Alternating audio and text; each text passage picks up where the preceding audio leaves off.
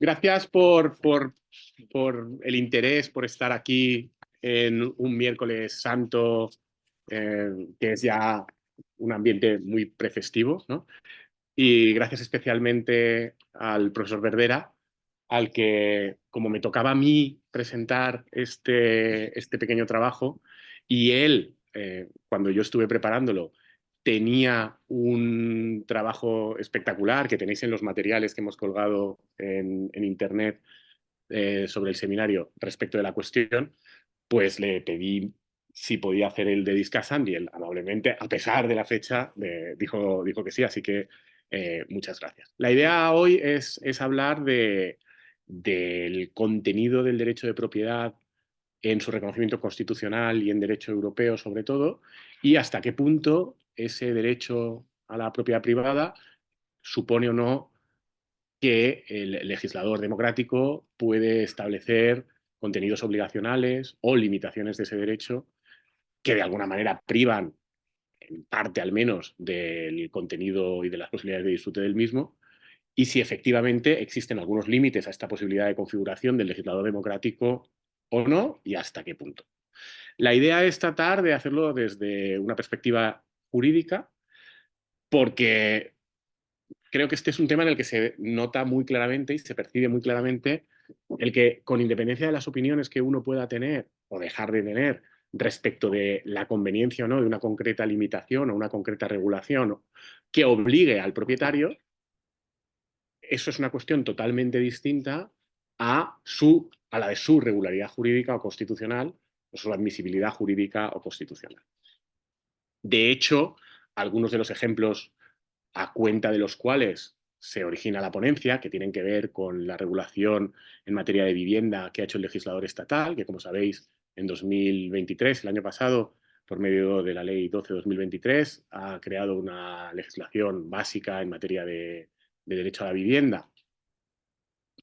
que tiene algunas previsiones que resultan interesantes. Y resultan interesantes porque, digamos que establecen unas tipologías de obligaciones que llaman la atención. Y llaman la atención, además, desde posiciones muy distintas. Por ejemplo, la ley, como sabéis, establece una serie de medidas de protección de los inquilinos que están en una situación de vulnerabilidad socioeconómica a efectos de establecer determinadas medidas de protección frente a desahucios. En la configuración final del texto legislativo, esta protección no es absoluta, es algo más importante y establece más limitaciones para los grandes tenedores, que la ley define como las personas que tienen más de 10 viviendas o 5 en zonas declaradas como tensionadas, y lo es sobre todo para aquellos inquilinos en situación de vulnerabilidad en zonas tensionadas. Entonces, en esos casos, los grandes tenedores tienen mayores obligaciones que básicamente son obligaciones consistentes en que durante al menos un periodo de tiempo y con la obligación de tener que acudir a un proceso de conciliación, digamos que el gran tenedor en esas situaciones no puede acudir al proceso de desahucio. Es decir, de alguna manera, la vulnerabilidad socioeconómica de los inquilinos es paliada o protegida por el legislador, por la colectividad, por la vía de establecer una limitación singular del que sería el abanico de los derechos a usar y disponer del bien tal y como él prefiera. Claro, esta es una limitación que puede ser entendida o que puede plantear críticas desde muchos puntos de vista, tanto, por decirlo así, ideológicamente de derechas y liberales como de izquierdas y más progresistas. Un planteamiento liberal clásico y propietarista nos diría que ¿por qué tiene el propietario que asumir unas cargas diferentes simplemente porque su inquilino esté en una determinada situación diferente a la de otros? Que eso no es, por decirlo así, problema suyo y no tiene por qué afectar a cómo disponga el del bien. Una crítica más progresista sería el decir, esto es algo que obviamente tiene que cubrir la colectividad y es a la colectividad a la que hay que exigir que establezca unas medidas y una regulación jurídica suficientemente protectora como para que estas situaciones de vulnerabilidad sean satisfechas. Lo que quiero decir es que la crítica es posible y es posible desde ambos puntos de vista. Pero que nos parezca mejor o peor la regulación es algo distinto a que la regulación sea o no posible constitucionalmente. Yo hoy lo que voy a tratar es de intentar establecer los puntos a partir de los cuales, con independencia de lo que nos parezcan estas normas, la regulación puede entenderse o no constitucional y cuáles son los elementos a partir de los cuales estas limitaciones y otras han de ser analizadas desde esta perspectiva jurídica.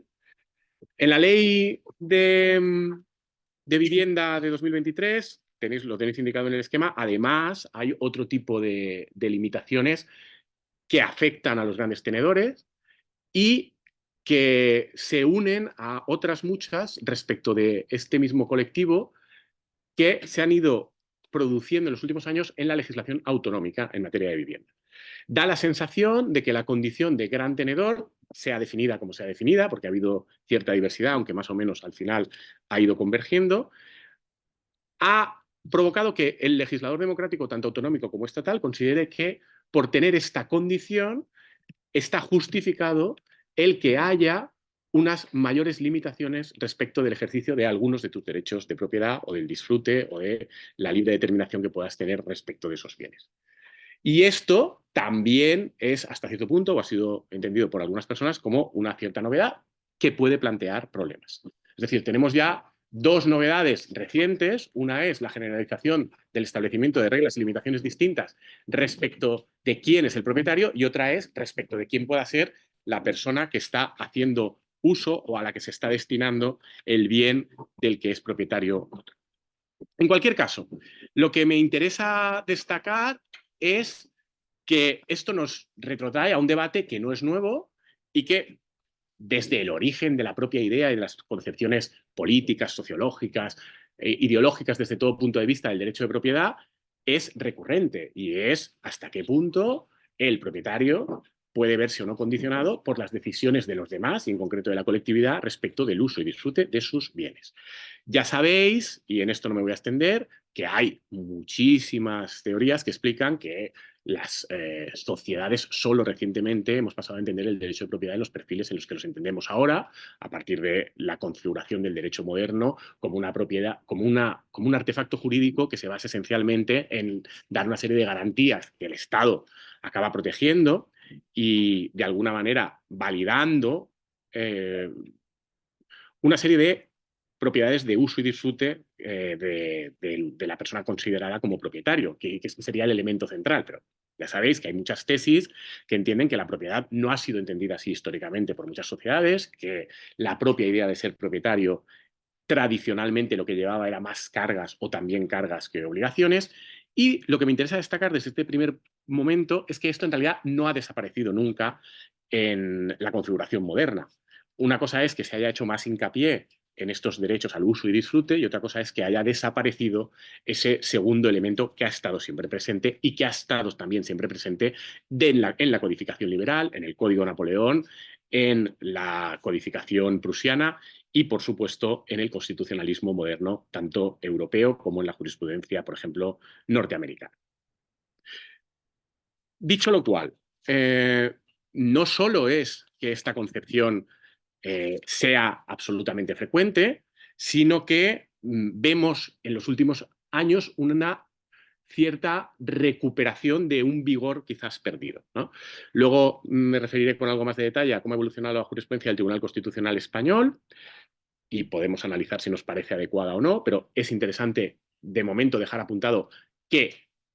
compasadamente a estas reformas legislativas el Tribunal Constitucional también ha ido evolucionando y ha ido siendo progresivamente más flexible y más tendente a aceptar algunas de estas regulaciones y que esto no es una tendencia exclusiva del Tribunal Constitucional español. A lo largo del siglo XX y sobre todo de la segunda mitad del siglo XX podemos ver cómo la idea de que la propiedad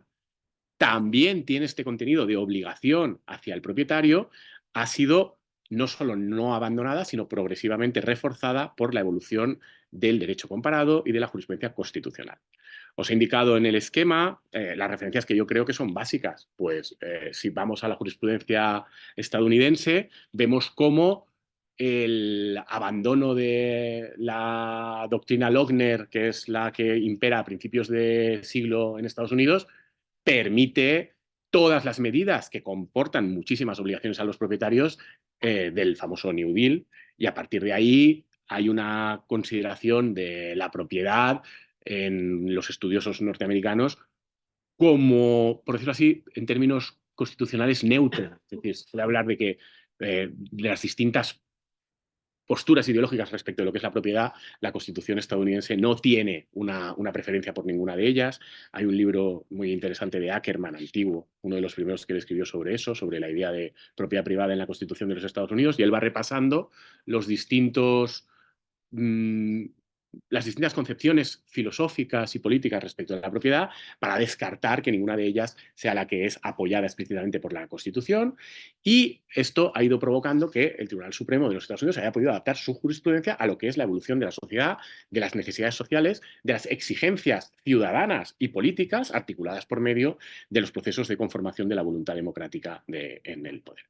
Esto es algo que ha ocurrido también en Europa. A mí me gusta mucho la formulación de la Constitución alemana, del artículo 14.2 de la Constitución alemana, y lo he usado para el título de la ponencia porque me parece que es muy bonita en su sencillez. La propiedad obliga, ¿no? Y me parece que el recuerdo de que la propiedad obliga es algo que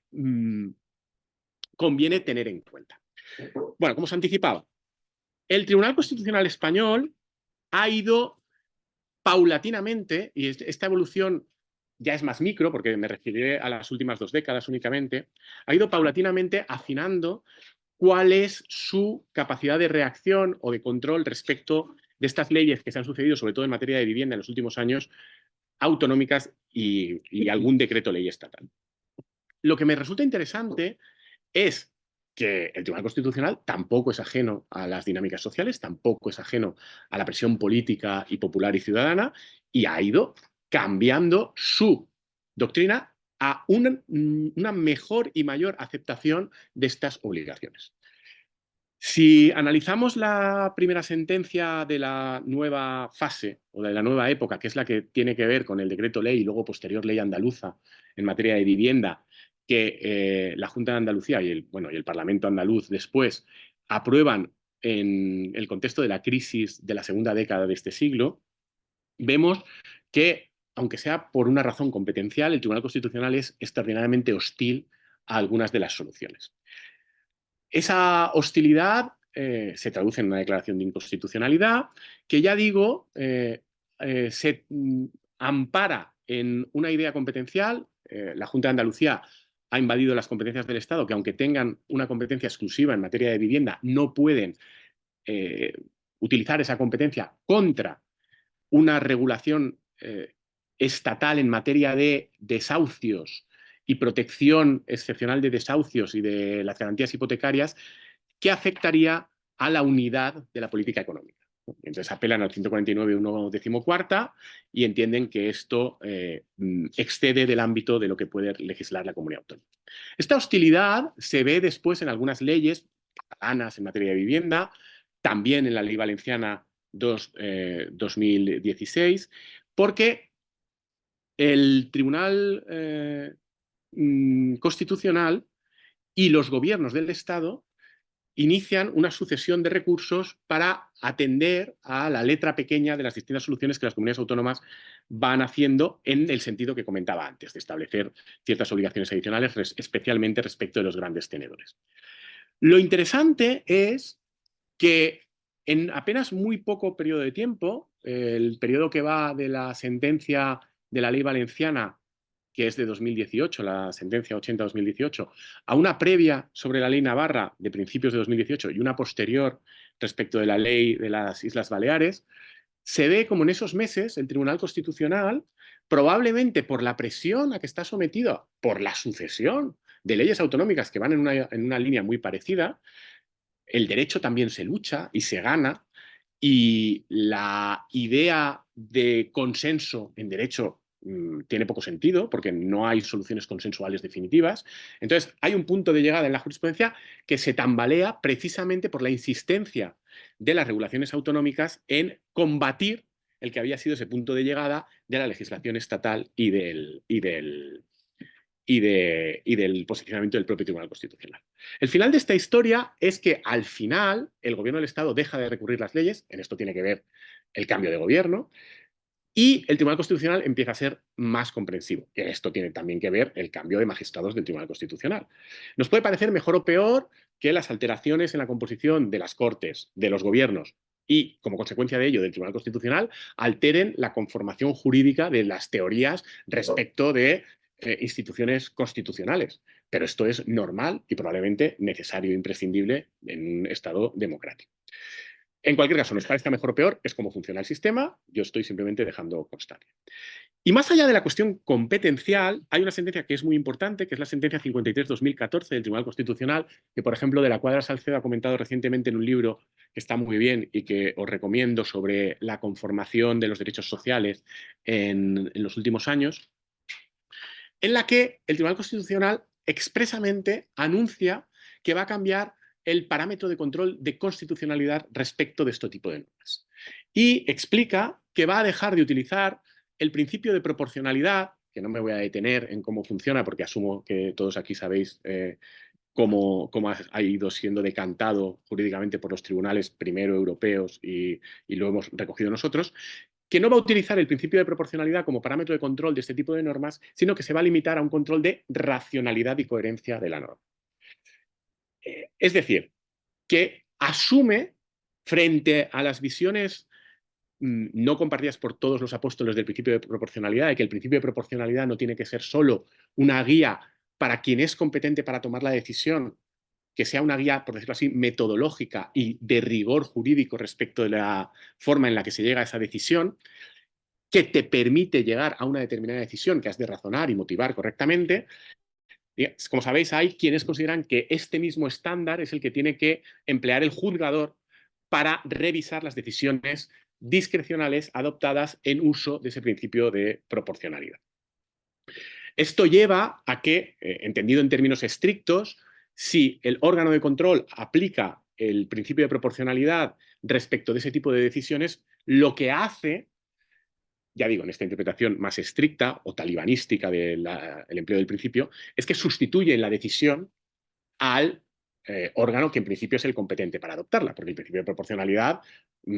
aplicado a partir de la ficción que nos damos, te obliga a identificar una solución que sea adecuada. Dentro de las adecuadas tiene que ser solo una la necesaria, que es la que es menos lesiva, y luego esa tiene que superar un principio de proporcionalidad estricto. Si tú a un órgano que adopta una decisión discrecional le aplicas como cedazo de control jurídico el principio de proporcionalidad, ya digo, desde una perspectiva estricta, eso te lleva a que el intérprete revisor ha de identificar también la única solución que sería correcta y proporcional, y si no se corresponde con la que ha adoptado el órgano inicialmente, la podría anular. Esto, como sabéis, se hace en algunos casos, a mi juicio es un exceso. Es muy interesante la discusión jurídica que, por ejemplo, en mi área de conocimiento han tenido profesores como Rodríguez de Santiago o Arroyo Jiménez respecto a esta cuestión, y yo creo que ellos al final llegan a una conclusión y la explican muy bien, en la que explican, creo que adecuadamente, que no es lo mismo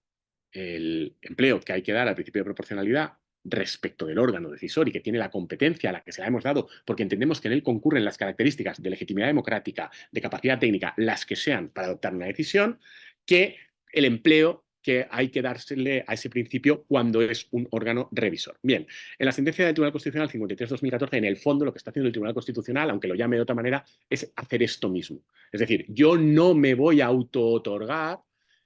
la capacidad de sustituir la decisión a partir de una aplicación del principio de proporcionalidad, sino que voy a hacer una revisión más laxa, una revisión que se va a basar en el control de la coherencia y racionalidad jurídica mínima de la decisión. A mí me parece, en este sentido, que este posicionamiento del Tribunal Constitucional es, en general,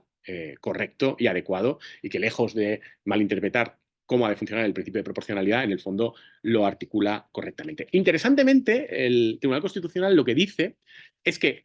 seguirá aplicando el principio de proporcionalidad en dos casos. En los casos en que las delimitaciones o limitaciones del derecho de propiedad puedan afectar a la unidad de mercado, por ejemplo, cuando hay una ley autonómica que no se corresponda con normas estatales, o al acceso a los mercados, a la libertad de establecimiento. Esto es bastante interesante porque tiene que ver con una evolución que es semejante a la que vemos en otros países. Por ejemplo, en Estados Unidos se supera Lochner, se empiezan a aceptar con mayor deferencia y flexibilidad las regulaciones limitadoras. ¿Y cuál es, a día de hoy, el gran criterio jurídico de control de las regulaciones que afectan al derecho de propiedad? La cláusula de comercio, que en el fondo viene a ser lo mismo, ¿no? El control de la unidad de mercado. Y esto lo hace el Tribunal Constitucional así porque es también coherente con la jurisprudencia del Tribunal de Justicia de las Comunidades Europeas. Pero, si os fijáis, en el fondo de lo que estamos hablando aquí no es de que no se pueda limitar el derecho de propiedad, sino de lo que estamos hablando aquí es de que en su caso tendrían que ser limitaciones que fueran coherentes con una ordenación jurídica que permitiera el comercio y el flujo del comercio y de las libertades económicas capitalistas, que en su caso lo que obligan es a una regulación en una escala superior. En el caso de los Estados Unidos a escala federal, en el caso europeo sería a nivel europeo, en el caso español es a nivel español, que es lo que dice la Ley de Garantía de la Unidad de Mercado. Lo cual no nos dice en ningún caso que no se pueda limitar el derecho de propiedad. En todo caso, lo que te dice es quién tendría que limitarlo, quién sería el competente para limitarlo. Es lógico, por ello, que esta situación, que es la situación jurídica de base, nos haga ver que en el panorama real del derecho actual es absolutamente habitual y las tenemos totalmente asumidas todo tipo de limitaciones del derecho de propiedad. Y la cuestión es, ¿por qué nos han llamado tanto la atención estas referidas a la ley de vivienda estatal? Tenemos ya, y las tenemos como mínimo desde hace un siglo, restricciones del derecho de propiedad que se refieren a la propiedad urbana, a la propiedad de la tierra, a la propiedad del suelo. Por ejemplo, en la planificación urbanística, la distinta clasificación del suelo, incluso la zonificación dentro de una misma clase de suelo. Esto pasa aquí y pasa en todos los países. Os he puesto la referencia a la sentencia que avaló la constitucionalidad de la zonificación por primera vez en los Estados Unidos, que es la sentencia Euclid versus Ember, que es muy interesante porque ahí el Tribunal Supremo de los Estados Unidos hace una disertación sobre hasta qué punto hay una legitimidad democrática para determinar usos y, en consecuencia, limitaciones distintas respecto de propiedades aparentemente idénticas. Porque en Euclid versus Amber de lo que estábamos hablando es de establecer una zona industrial, una zona urbana donde se prohibían los usos industriales y otra en la que sí que se iban a autorizar los usos industriales sin que hubiera una tipología del suelo, de los bienes afectados que fuera diferente.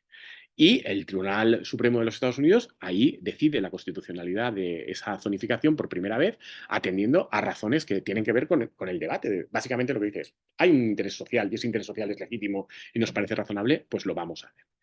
Conocemos todas las limitaciones también absolutamente habituales en materia de bienes que tienen una calificación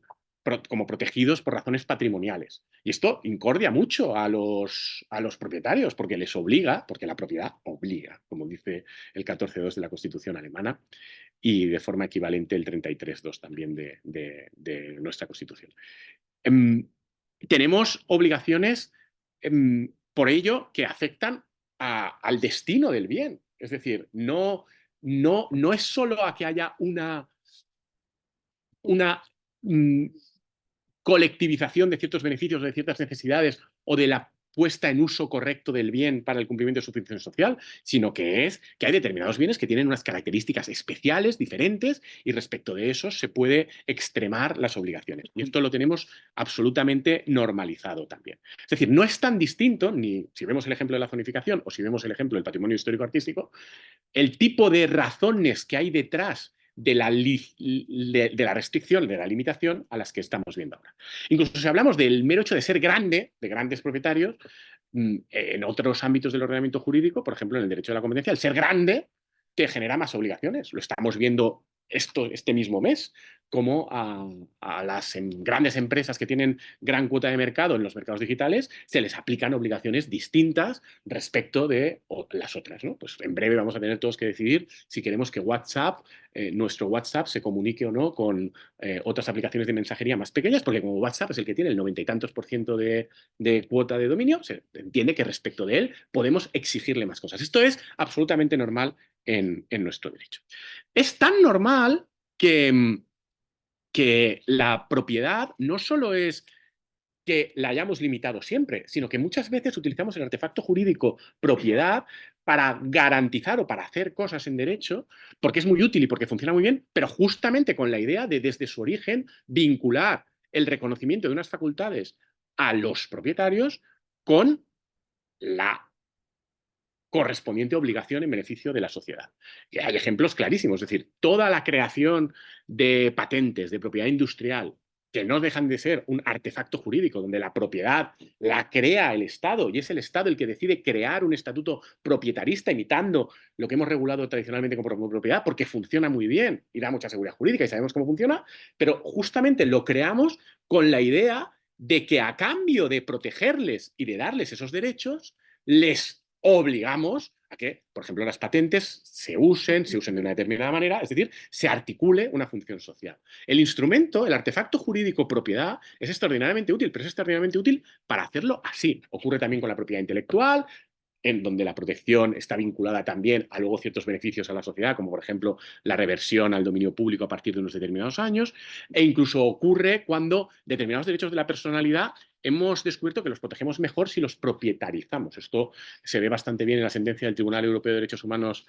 von Hannover sobre Carolina de Mónaco, cuando su derecho a la intimidad acabó siendo protegido más vía el derecho a la propia imagen, que lo sabemos proteger mejor porque es propietarizable.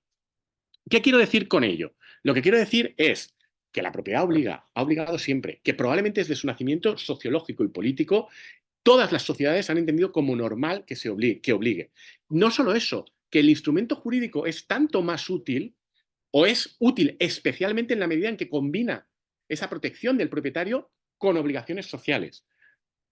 Y en este sentido, ¿no?, creo que hay que tener en cuenta que no podemos entender que estemos ante una situación nueva. Dicho lo cual, paso a la parte de el cedazo jurídico, el control jurídico. Frente a esta situación, porque que sea sólido y habitual no significa que todo sea admisible. ¿Qué instrumentos jurídicos de control tenemos? Bueno, tenemos una protección del derecho de propiedad en la Constitución, artículo 33 de la Constitución, que en el 33.1 reconoce la Constitución, la propiedad privada y la herencia. En el 33.2 nos reconoce que este derecho que ha de ser protegido por los poderes públicos, pero que es delimitado por la función social. En una formulación que me parece menos bonita que la alemana del 14.2, pero equivalente en lo sustancial. Bien, cuando tenemos, en consecuencia, una limitación del derecho de propiedad, como todas estas que hemos comentado, o en concreto las de la ley de vivienda, ¿qué es lo que tenemos que ver? Pues lo primero que tenemos que ver es si estamos frente a una delimitación del contenido de ese derecho, una regulación que lo que está haciendo es jurídicamente disciplinar cómo entendemos que esa propiedad va a permitir el uso y disfrute del propietario y a cambio de qué, en este juego de obligaciones y facultades que la propiedad desde siempre ha dado a sus beneficiarios, respecto de casos en los que hay una privación singular. Hay un artículo que a mí me parece muy interesante de Gabriel, que en el trabajo que tenéis de Rafael colgado, que como os decía antes es muy completo, se comenta también, que es un trabajo de Gabriel que es muy interesante, porque creo que permite identificar dos cosas. La primera, lo difícil que es diferenciar bien entre una delimitación cuando tiene cierto componente ablativo, en la práctica, porque te priva de posibilidades de uso y disfrute, de una privación indemnizable, en la que se te está privando de un derecho y como consecuencia de ello te han de indemnizar porque la Constitución española y todas las constituciones occidentales lo que sí que reconocen como garantía última del derecho de propiedad es que frente a una privación singular hay una obligación de expropiación con el pago de un justo precio. Lo que me parece interesante del trabajo de Gabriel es que él identifica muchos posibles elementos de diferenciación, creo que hay una decena, ¿no?, en tu trabajo, pero a mí me parece que al final los podemos reducir a dos, que básicamente es cómo de intensa es la limitación y sobre todo si esa limitación es, podríamos decirlo así, singular o no. Si está afectando a una categoría suficientemente restrictiva de bienes o incluso individualizada de bienes como para entender que, además de ser una privación suficiente como para entender que el derecho de propiedad ha quedado desnaturalizado porque ya no nos quedan posibilidades de uso y disfrute, esa privación, además, se ha realizado respecto de unas personas suficientemente concretas como para entender que han quedado privadas de una forma injusta porque están contribuyendo de forma desproporcionada al mantenimiento de las cargas generales o a la consecución de objetivos públicos, por ejemplo, estos grandes propietarios, que son los que asumen ciertos costes de la protección de las personas en situación de vulnerabilidad socioeconómica, ¿no? En esos casos, defiende el profesor Domenech, si lo he entendido yo bien, pero creo que se reducen a esos dos, la lógica jurídica de nuestro sistema tendría que ser decir que ahí hay una privación y en consecuencia que hay que expropiar y no estaríamos ante una delimitación. Dicho lo cual, del trabajo de Gabriel, y esto creo que lo comentas tú, se deduce claramente cómo nuestros tribunales, nos guste más o menos, son extraordinariamente laxos y generosos con las delimitaciones. Es decir, para entender que estamos ante una privación y que esa privación requiere de expropiación, tenemos que tener una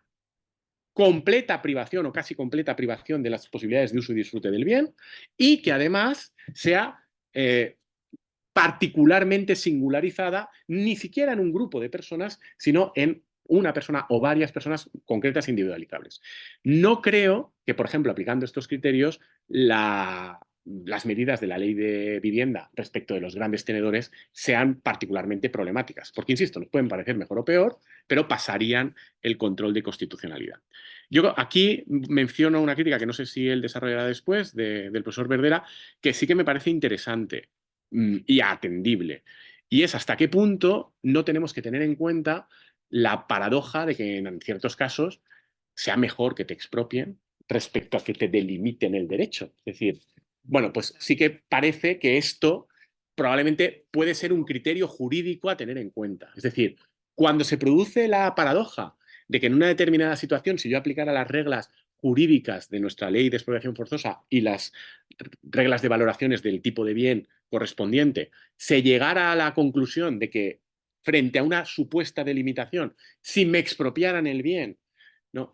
la cuantificación económica de los posibles derechos de uso y disfrute sería superior en esa cuantificación expropiatoria hipotética a lo que me ha quedado tras la delimitación, probablemente creo que ahí se podría decir que constitucionalmente es exigible la expropiación. Pero fijaos lo extrema que tiene que ser la situación. Y, por supuesto, no creo que sea el caso respecto de la delimitación que tenemos con los grandes propietarios en materia de la vivienda, de la ley estatal. Esta es la primera cuestión respecto del cedazo jurídico. La segunda es que quiero recordar, porque creo que es importante y demuestra cómo es nuestro ordenamiento jurídico, y no solo el español, sino también el europeo, que frente a una idea sociológicamente muy extendida de que la garantía expropiatoria, que sí que es una garantía absolutamente común, compartida por todos los derechos de nuestro entorno y avalada por las normas internacionales en materia de propiedad, por ejemplo, por el artículo primero del primer protocolo al Convenio Europeo de Derechos Humanos, por el artículo 17 de la Carta Europea en materia de derechos, no es necesario que la garantía indemnizatoria se corresponda con el valor de mercado del bien. El Tribunal Europeo de Derechos Humanos ha dejado claro que el valor ha de ser un valor justo, pero que el valor justo no necesariamente es el de mercado. Que si se pueden identificar dinámicas especulativas de alteración del precio justo o razonable de las cosas, cosa que, por ejemplo, pasa habitualmente en el mercado inmobiliario, con picos de sierra que todos conocemos,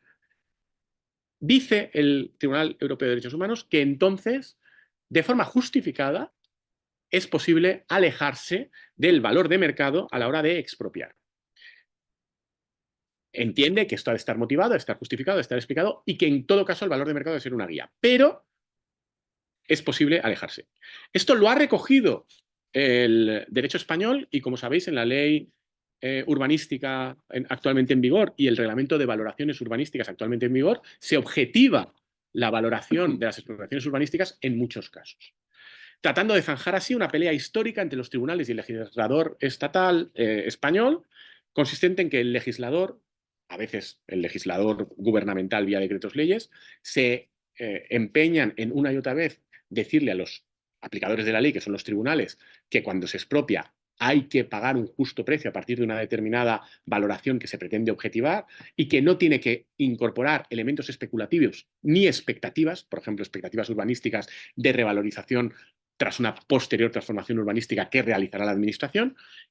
que son respondidas sistemáticamente por los tribunales con diversas construcciones jurisprudenciales. Tenéis ahí también referido un trabajo mío donde yo las conté en su día, para intentar escaparse de esto que le obligan el legislador a hacer. Bueno, el actual reglamento de valoraciones trata de zanjar esto y, por decirlo así, y hacer un resumen rápido, lo que hace es decir ni para ti ni para mí, ¿no? Acepta unas valoraciones supuestamente objetivadas que van más allá de lo que sería el valor objetivo actual, en muchos casos, de ciertos bienes, porque establece toda una serie de indicadores que tienen que ver con la localización y con no la capacidad de hacer cosas en ese terreno que prevé la legislación urbanística, como la localización y ese posible futuro de transformación del terreno sí que son tenidos en cuenta por el mercado. Pues bueno, el reglamento de valoraciones lo que hace es tratar de objetivar hasta qué punto se tiene en cuenta. Pero lo que me interesa resaltar es que nuestro derecho, amparado por el derecho europeo, no entiende imprescindible que la valoración de la expropiación sea de mercado. Si combinamos ambos factores, es decir, mucha generosidad doctrinal y jurisprudencial respecto de lo que es mera delimitación frente a cuándo hay que expropiar, que la expropiación es el único límite real constitucional a una posible conculcación de los derechos de uso y disfrute de forma que no se corresponda ni se pueda ya identificar el contenido esencial del derecho, con el hecho además de que esta garantía expropiatoria además es objetivable y no tiene por qué ser necesariamente el precio de mercado, lo que vemos, y es una conclusión que yo comparto con el profesor Verdera cuando lo analiza en su trabajo, es que el mínimo constitucionalmente protegido respecto del contenido esencial del derecho de propiedad en nuestra Constitución y en el derecho europeo y sus garantías, que la más importante, por no decir la única, es la expropiación forzosa, son bastante limitados. Esta creo que es una conclusión que podemos compartir. Otra cosa es que nos parezca mejor o peor. ¿Vale? Bien, a partir de aquí, algunas cuestiones y voy acabando. Sobre cómo tratar de trazar reglas jurídicas para saber cuándo tenemos delimitaciones que sean constitucionales porque entendamos que superan ese análisis no de proporcionalidad, sí de racionalidad y coherencia exigible al legislador. La sentencia ancilar a partir de la cual se ha ido construyendo la doctrina del Tribunal Constitucional en la materia en España es la sentencia 3787 sobre la Ley de Reforma Agraria Andaluza. Básicamente es una ley autonómica de la Junta de Andalucía en la que la Junta de Andalucía en los años 80, frente a una situación de enorme desempleo en el campo andaluz y frente a una distribución de la propiedad de la tierra heredera de la historia de España y de Castilla y de su extensión al sur en Andalucía, basada en grandes latifundios que suponían un modelo de concentración parcelaria y de propiedad salvaje, de forma que había muchos jornaleros que no podían trabajar y muchos propietarios que no tenían un gran incentivo para poner en uso sus terrenos, porque no necesariamente para ellos la propiedad de esas tierras tenía que tener una aplicación agrícola, sino que podían ser zonas para cazar o de ocio. Bueno, pues la ley agraria andaluza apela a la función social de la propiedad y obliga a poner en uso esas tierras, amenazando con expropiarlas si no es así. El Tribunal Constitucional en ese momento establece dos cosas que a mi juicio son importantes. La primera, que las comunidades autónomas, cuando tienen una competencia exclusiva, como es por ejemplo la competencia en materia agrícola, que en este caso ostentaba la Junta de Andalucía, tienen la posibilidad constitucional de usar todos los instrumentos jurídicos que el Estado también tendría, como es la expropiación, aunque la regulación de la expropiación sea procedimentalmente del Estado en cuanto a sus contenidos básicos, como dice el 149.1 18º. La determinación de la causa expropiandi, por ello, puede ser realizada por medio de una ley autonómica. Primer elemento. Segundo elemento. La decisión sobre el uso de un determinado bien y qué uso es el más adecuado para la colectividad es una decisión que es constitucional, que la haga el legislador y la imponga a los propietarios. En este caso, entender que el uso de esas tierras o determinadas tierras debía ser agrícola y que si no, no se estaba cumpliendo con la función social de la propiedad. Me parece que es extraordinariamente importante recordar esto porque en los años 90, finales y principios de este siglo, el Tribunal Constitucional olvidó esta sentencia 37-87 y es interesante que la haya recuperado, ahora a partir de la sentencia del Tribunal Constitucional en materia de vivienda de la ley naval. En segundo lugar, creo que hay que tener en cuenta también que está absolutamente consolidada la admisibilidad constitucional de las restricciones diferenciales por el tipo de bien. Es decir, no solo podemos tener una regulación que nos diga a qué hay que dedicar un bien, sino que podemos tener una diferenciación respecto de, dependiendo del tipo de bien, cómo hay que dedicarlo. Os pongo ahí los ejemplos de costas, otras restricciones derivadas de la protección de tipologías de dominio público o la que comentábamos antes sobre los bienes de patrimonio histórico artístico. Y a partir de la consideración de la zonificación urbanística, no solo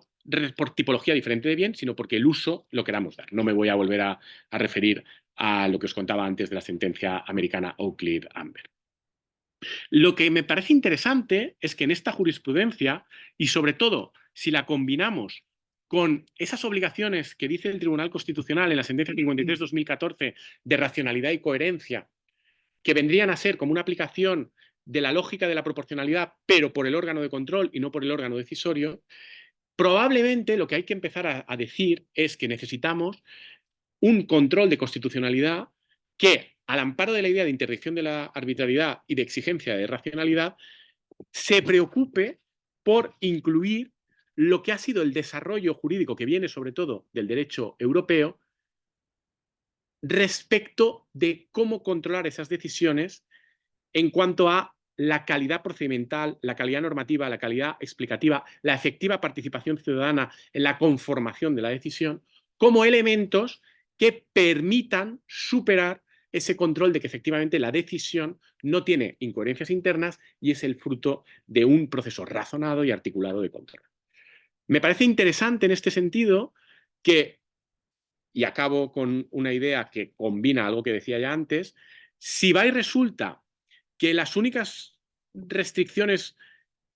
en las que aún vamos a tratar de hacer un análisis de proporcionalidad, según decía el Tribunal Constitucional Español, son las que tienen que ver con problemas a la unidad de mercado, con problemas que pueda poner la regulación a la unidad de mercado o a la garantía de acceso al mismo, esto tiene que ver con esta idea de no tanto que no se pueda hacer como quién tiene que hacerlo. En este caso sería el legislador europeo y por eso ahí se exige esa idea de proporcionalidad. El legislador europeo ha utilizado de una forma interesante, porque es paradójica, las libertades económicas como una forma indirecta de crear una doctrina sobre el derecho de propiedad que no pueden hacer las autoridades europeas, porque no tienen competencias para ello. Y entonces, a luz del tratado, no puede el Parlamento Europeo, con el Parlamento junto con el Consejo, no puede establecer normas en materia de propiedad. Indirectamente las ha establecido cuando ha regulado las libertades económicas, cuando ciertos bienes, al estar vinculados al desarrollo de una actividad económica, se ha analizado respecto de ellos cuándo era posible o no establecer delimitaciones respecto de su uso que podían ir contra las libertades comunitarias. Y las exigencias de racionalidad las ha ido declinando el Tribunal de Justicia de la Unión Europea en esos casos. Me parece muy interesante la evolución porque es contraria a la americana, si os fijáis. Porque si vemos la discusión que cuenta Ackerman respecto de cómo, por ejemplo, en la época de los derechos civiles y la lucha por los derechos civiles, se busca el ejemplo del derecho de propiedad para intentar establecer restricciones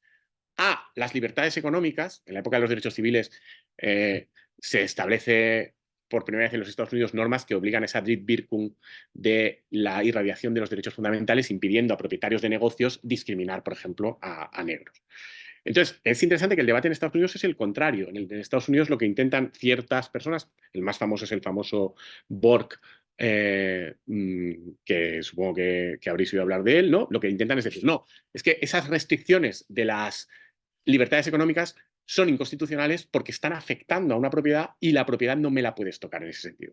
Paradójicamente, en la Unión Europea, como no tiene capacidad para regular la propiedad, pero sí las libertades económicas, es al revés. Hemos configurado indirectamente un estatuto de cuáles son las exigencias de racionalidad y razonabilidad que ha de cumplir una delimitación de la propiedad a partir de aquellos casos en que estábamos regulando libertades económicas y por ello si había una propiedad afecta a ellas indirectamente esa propiedad. Hay una evolución, la tiene explicada Agustín Menéndez muy bien en este sentido. A medida que pasamos de un mercado común, donde el tribunal únicamente exigía normas que fueran compatibles entre ellas, a un mercado único, donde el tribunal se ha erigido o autoerigido en un intérprete supremo de la libertad de establecimiento y las libertades comunitarias,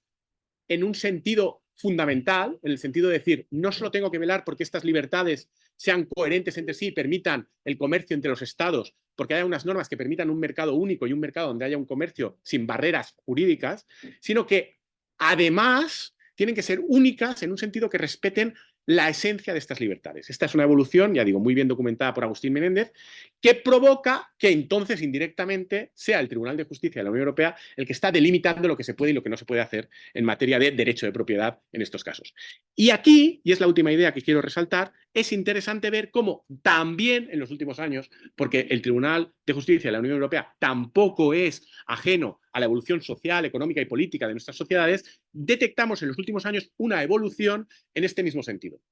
De una rigidificación de la idea de propiedad a partir de ese fundamentalismo interpretativo respecto de lo que es la libertad de establecimiento y las libertades comunitarias, hemos visto en los últimos años, lo ha contado Alba Nogueira, lo ha contado en un libro muy reciente sobre derecho a la vivienda y vulnerabilidad social, Quintia Pastrana,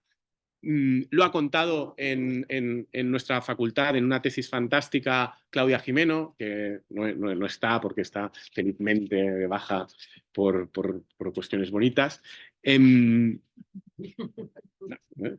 Pues bueno, tiene una tesis fantástica donde cuenta esto. El Tribunal de Justicia de la Unión Europea ha ido poco a poco flexibilizando su doctrina y permitiendo que haya normas regionales de entes subestatales o estatales que puedan introducir pequeños quebrantos, pequeñas quiebras a la libertad de establecimiento o a la estricta unidad de mercado si hay razones de interés público y social suficientes. Hasta el punto de que, indirectamente con ello, han permitido pues, cosas como esto de que a los que tienen propiedades de apartamentos turísticos en París, es la sentencia Cali, si los quieren dedicar a un uso como apartamento turístico, entonces tienen una serie de obligaciones adicionales, que es que, por ejemplo, han de poner a la venta o en alquiler otros apartamentos para vivienda de larga duración. Es decir, sí, estoy acabando. Es decir, en general, al final, la delimitación la pueden hacer y los cánones de control constitucional son generosos, en el sentido de que es flexible. La expropiación como última garantía opera solo en estos casos últimos y la posibilidad de esa delimitación para que no sea constitucional requiere más de esta capacidad de racionalidad que crecientemente por esa presión social y política es cada vez más aceptada por los tribunales, incluyendo por el Tribunal de Justicia de la Unión Europea. 3 conclusiones rápidas. La primera, esto es una cuestión de política más que jurídica y de democracia, con lo cual lo que hay que exigir son mecanismos democráticos y participativos que aseguren la calidad de los productos normativos, que no tengan incoherencias, que no establezcan regulaciones que pretendan o dicen pretender cumplir una finalidad y en la práctica cumplan otra. Segunda idea, el papel del derecho es bastante limitado a la hora de poder ir contra estas corrientes populares, ciudadanas, respecto de cómo delimitar la propiedad. ¿Y por qué es así? Porque la propiedad, desde sus orígenes, es una creación jurídica que, como artefacto, ha conciliado siempre esas dos ideas, dar potestades y a cambio obligar. Y da las potestades y las garantiza el Estado y la comunidad de personas que conforman una sociedad justamente como contrapartida a que se cumplan esas finalidades. Con lo cual, cuando la corriente democrática va en una dirección, el derecho tiene poca capacidad de oponerse a ello, que creo que es lo que estamos viendo. Y una última idea. No sé muy bien cómo construir una noción jurídica de propiedad constitucional que desconozca este factor y que suponga un límite a una posible voluntad democrática de conformación de unos límites o de unas delimitaciones. Porque para ello necesitaríamos entender que hay un concepto de propiedad previo al derecho, que preexiste al derecho y que el derecho tiene que preservar. Y yo tengo muchas dudas de que eso sea así, de que la propiedad sea algo distinto a un artefacto jurídico. En tanto que artefacto jurídico creado para dar facultades a cambio de esas obligaciones en beneficio de la sociedad, en la medida en que lo crea la sociedad y es la que lo garantiza y lo protege, la sociedad lo crea como considera mejor en cada momento. Y me cuesta entender cómo jurídicamente podemos decir que haya algún tipo de elementos que en todo caso hayan de ser respetados sí o sí y que no sean disponibles para el legislador democrático más allá de esa garantía de mínimos que es la expropiación. Muchas gracias y disculpadme por estos 10 minutos de más.